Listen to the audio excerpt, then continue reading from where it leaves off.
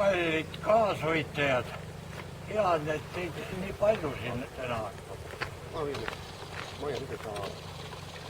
Oleks Partsi Juhan teadnud sel ajal, kui ta selle ausambasid ära lassis viia, et see traditsiooniks saab, siis ta võib-olla oleks natukenegi mõtelnud. Aga kunas meie valitsejad mõttetööga on tegelenud? Kahjuks peamegi tõdema ka täna, et Eesti rahvas ja Eesti riik on sootuks üksteist välistavad asjad. Ja loodame, et see traditsioon, mis on käimas siin, et see jääb traditsiooniks veel pikaks ajaks. Lihula veri ei värise.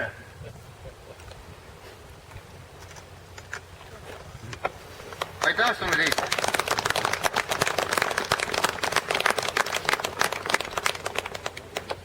Ja seoses selle traditsiooniga ma tahaksin tegelikult meenutada Malona teele läinud Eesti Leegionis sõprade klubi pealikku Hardi Rajast, kes täpselt aasta tagasi siin ka ütles selle lause, et ma loodan, et selline koosolek saab olema traditsiooniks. Ja paluks teil hetkeks leinaseisakusse.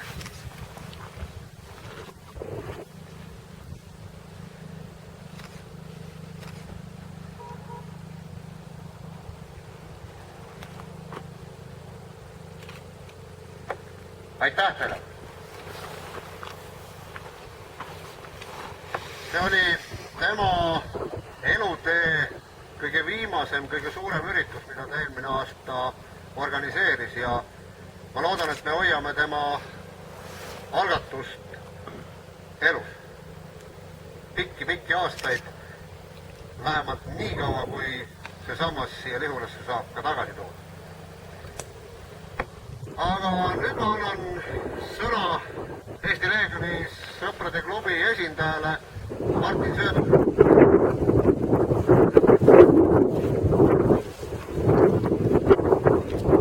Mõtlus kõigile. Täna on küll rahvast natuke vähem kui mullu, aga ei ole hullu. Sellepärast ei jää meil täna see üritus tegemata. Teate kindlasti see samba lugu. 2 korda maha võetud, algul Pärnust, seal ainult 9 päeva üleval. Mahavõtjaks oli toonane peaminister, järgnevalt eurovolinik, tänane Riigikogu liige Siim Kallas. 2004 pandi ta üles Lihulasse. Nad olla 2 nädalatki maha võeti. Jälle peaminister. See ei olnud mitte vägivald eraomandi vastu väitega, et see on riigi maa peal. Samas kui riigi maa peale pannakse Vinnis ausammas kommunistile, hävituspataljonlasele, võrvarile, kas see on ilusam ja auväärsem tegu? Vaevalt. Ühtegi poliitikut me ei saa uskuda ennem, kui ta pole oma tegude vääriline. Ja tema teod räägivad sama, mis sõnad. Aga nii kaua on neile lihtsalt vist aated müügiks. Aga need ei ole müügiks meil. Aitäh!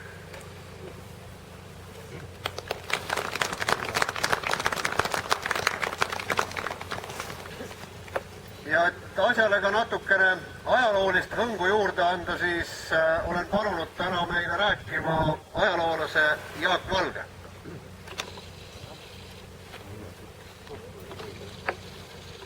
Head kamraadid, ehkki see mälestusmärk Eesti mees teises maailmasõjas ei paikne mitte seal, kus oli algselt tema mõeldud koht, talle mõeldud. on ta siiski läbi aegade kõige mõjukam eestlaste mälestusmärk. Seesama Eesti sõdur, see mälestusmärk paljastas 2004. aastal meie Eesti Vabariigi valitsuse olemuse, eemaldas Eesti poliitikast libarahvuslased ja tegi selgeks näitlikult, et kuivõrd sõnakõlks on meie palju kiidetud integratsioon. Lisaks andis ta suure panuse sellele, et meil on nüüd olemas kommunismi ohvrite memoriaal ja Vabadussõja võidusammas. Mälestusmärk on niisiis väga mõjukas, sellest hoolimata, et ta siin ei paikne. Aga järelikult on ka mõjukad need mehed, kellele see mälestusmärk püstitati. Need on Saksa mundris Eesti mehed, kelle tuumikuks on siis Eesti Leegion. Just nemad andsid kõige suurema panuse teise maailmasõja võitlustes Eesti riigi ja rahva eest. Teist võimalust suureks panuseks lihtsalt ei olnud. Nüüd tsiteerin Johannes Klesmeti, kes oli siis hilisem Otto Tiefi valitsuse minister ja tema märkis siis 1944. aasta suvel, et meie liitlastele, ameeriklaste ja inglastele tuleb selgeks teha, et meie ei sõdi sakslaste eest. Ainult sündmuste kokkusattumise tõttu peame sõdima koos sakslastega. Meie sõdida ei taha, kuid kaitseks oleme kohustatud. August Rei, tuletan meelde, et ta oli sotsiaaldemokraat ja kirglik natsi-Saksamaa vastane. Tema kirjutas niimoodi: kui meie teistkordne allaneelamine sovjettide poolt peaks toimuma samuti, ilma et meie vastupanu ja elutahe miskisugusel viisil tuleks avalikult nähtavale, siis peab küll kartma, et meie vabaduse ja iseseisvuse taastamiseks ei jää miskisuguseid šansse üle. Aga need mehed need šansid lõid. Meie aga ei pea seda väljaütlemist häbenema ega kartma pealiskaudset kriitikat nende poolt, kes meie ajalugu ei tunne, ega ka kriitilist propagandat ja propagandarünnakuid nende poolt, kes küll meie ajalugu tunnevad, aga kes on nende meeste vaenlaste õigusjärglased. Kui Venemaa propaganda saaks veel tugevamad relvad oma kätte, juhul kui meil sellist vastupanu ei oleks toimunud, siis saaksid nad öelda, et riik ja rahvas, kes ei püüagi oma iseseisvust taastada, ei ole ka iseseisvust väärt. Nende meeste võitlused Sinimägedes aitasid pidada rinnet, mille tulemusena said paljud eestlased minna eksiili ja hoida seal poole sajandi vältel Eesti iseseisvuse taastamise õigusjärgsust ja samal ajal ka pakkuda võimast alternatiivi sellele Eesti NSV kultuurile, mida siin okupeeritud Eestis toona viljeldi. Eestis aga räägiti terve okupatsiooni aja vältel võimsaid legende nende meeste vapratest tegudest, mis siis aitas meie rahval venestumisest hoiduda ja iseseisvust taastada. Täna aga aitavad need mehed hoida meil meie Eesti identiteeti, meie rahvuslikku identiteeti. Me ei ole suurriikide ja nende ajalookäsitluse ripatsid, vaid meil on õigus iseseisvusele ja ka õigus oma iseseisvuse hoidmiseks ja taastamiseks kasutada neid vahendeid, mis on meil võimalik ja mis on käepärased ja mille me ise otsustame. Meil on õigus oma ajaloole ja neil meestel on meie ajaloos väärikas osa. Elagu Eesti!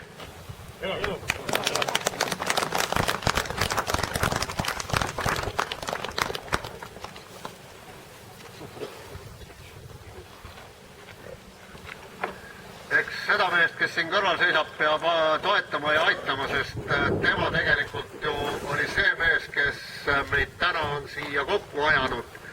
Esimene vallavanem, kes selle samba püsti pani. Loodetavasti neid vallavanemaid, kes neid sambaid püsti paneb, tuleb veel. Aga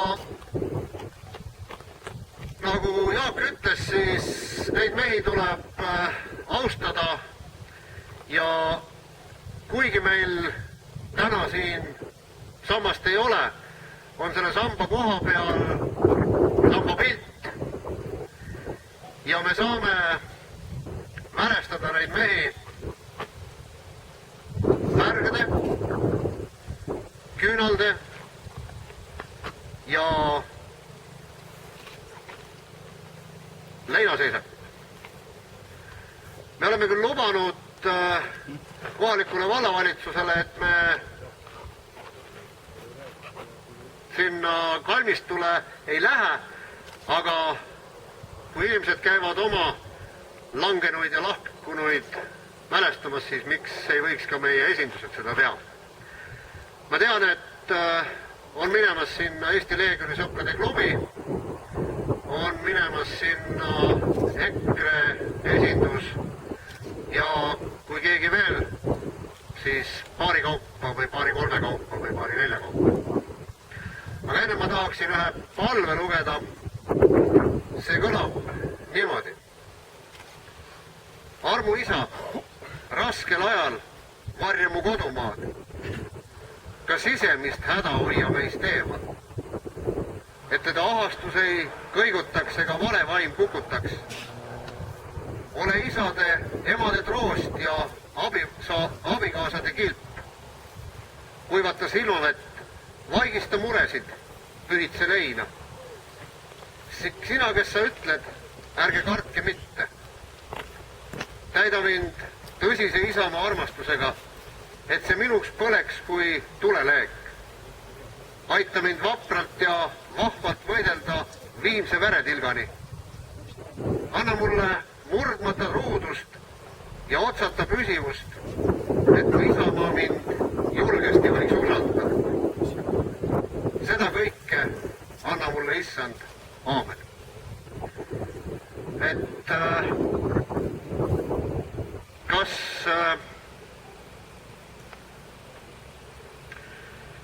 ma küll mõtlesin seda niimoodi, et teeme mälestuse ära ja siis kes tahab sõna saada, saab sõna, aga kui praegu tuli öeldi, et oleks praegu õige hetk, siis ma annaksin sõna hetkel Jaak Masinale, kes siin rivis seisab.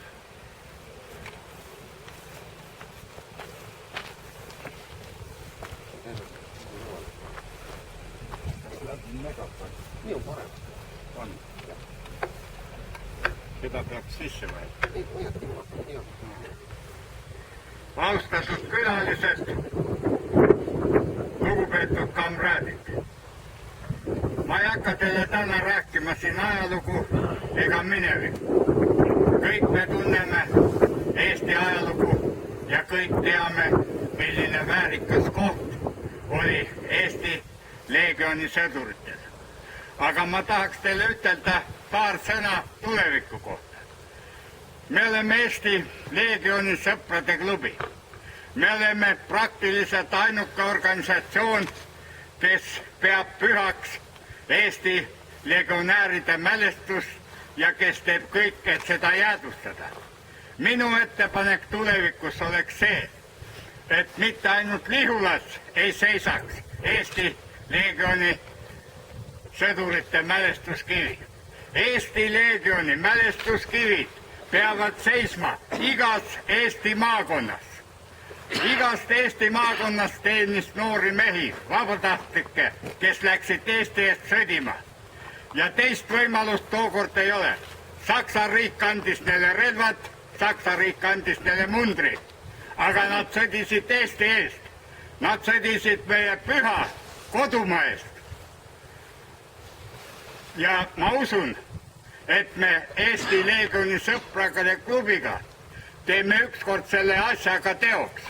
Me hakkame vaatamata kõigile vastuseisule rajama neid sambaid Eestimaale.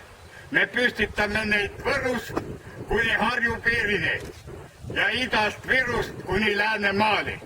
See oleks meie püha kohus. Aitäh teile!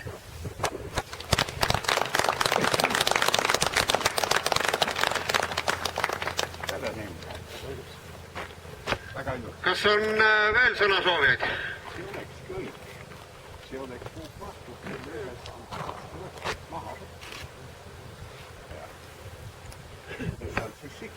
Tundub, et hetkel ei ole. Ja kui nüüd teie kahekesti lippudega Eesti Leegioni klubi alustaksite seda nende meeste mälestamist, siis teised võivad järgida.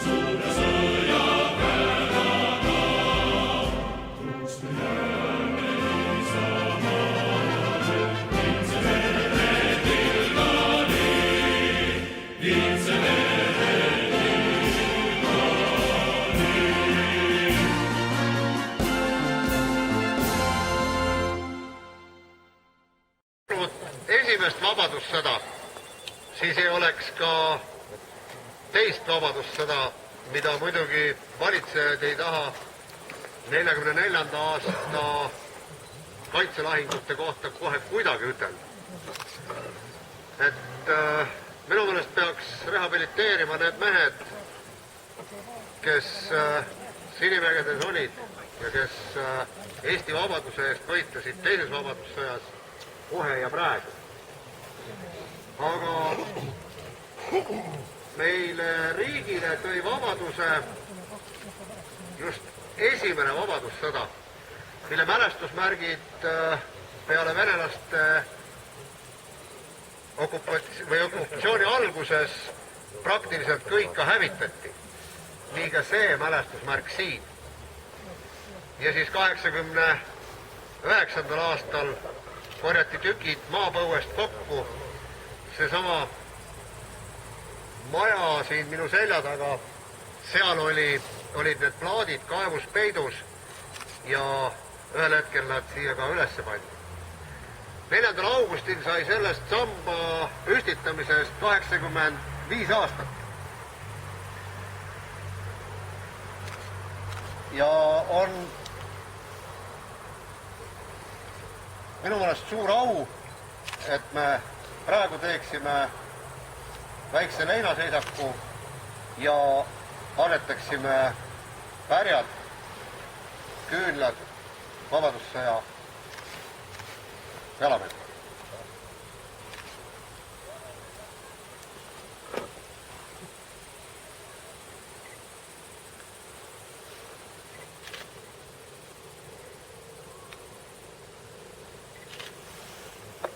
Aitäh teile!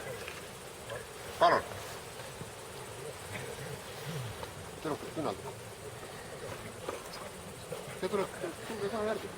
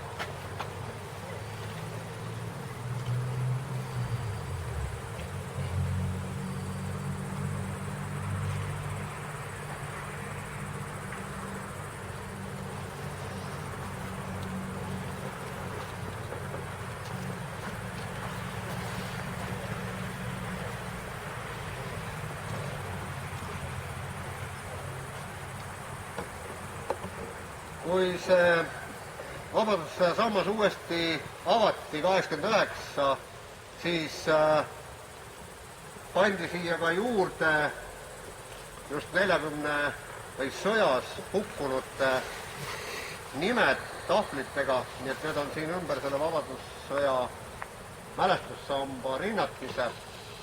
Ja nagu oleks ju mõlemad asjad, mõlemad sõjad nagu mälestatud, mõlemates sõdades hukkunud mehed mälestatud.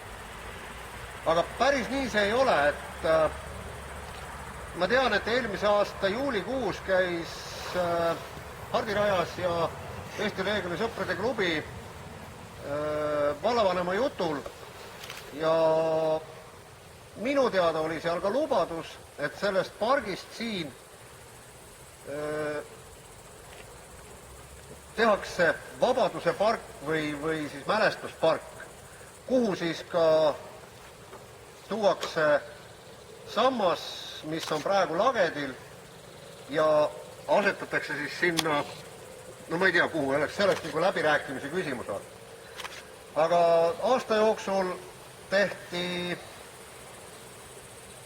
siis Lihula peatänava eskiisprojekt, kuhu kuulub ka see Vabadussamba park ja enne imet ei mingit muud samba kohta ei ole kuskile plaanitud. Kiiruga tehti valmis lipumastide rivi, mis oleks pidanud olema ka minu meelest teistpidi, aga see selleks, et ma loodan, et ühel hetkel ikkagi siia see Lihula sammas ka saabub, aga selleks peab natukene teistsugune valitsejad olema. Et mul on kahju, et vallavanemat praegu siin ei ole, saaks küsida, miks ei mõeldud sellele, aga eks aeg annab arutust.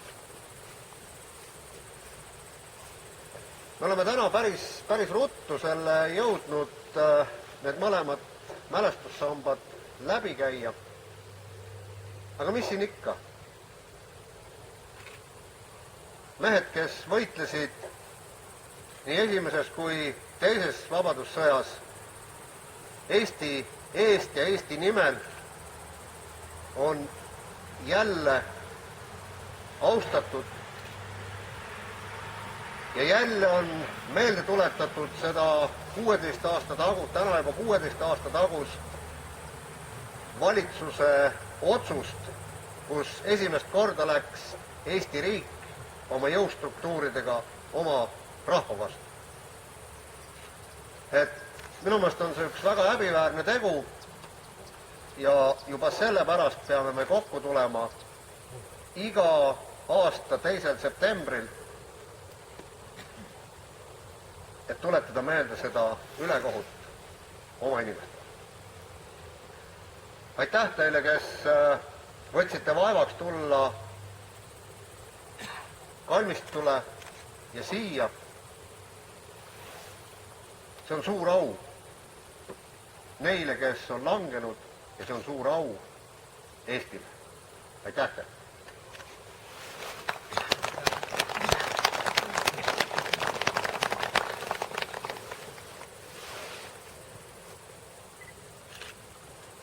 Kes pilti tahab teha, see võib nüüd siia lippude juurde tulla. Kuulutan ametlikult need ametlikud osad lõppenuks. Ja ma usun, et need mehed taevastes kõrgustes ootavad ühte suurt pidu. Stopp! Pealik, Leegioni sõprade klubi pealik ütles, et on kõige õigem koht anda klubimärk praegu siin selle koha peal. Ma võtan üle tõrviku.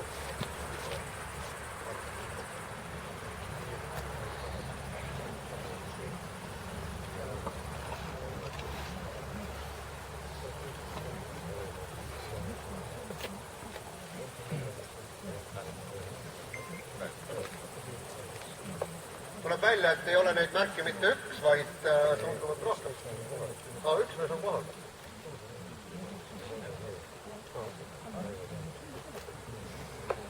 Raivo Senbu, et oled oma kohustused klubi ees täitnud, pealik annab sulle märgid.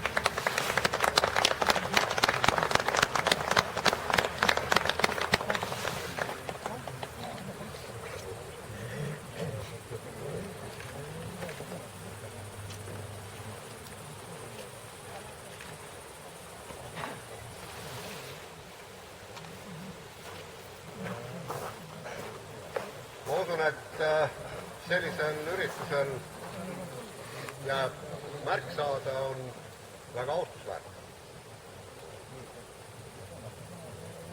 Ja kui sõjaväes öeldakse vabalt rivitud,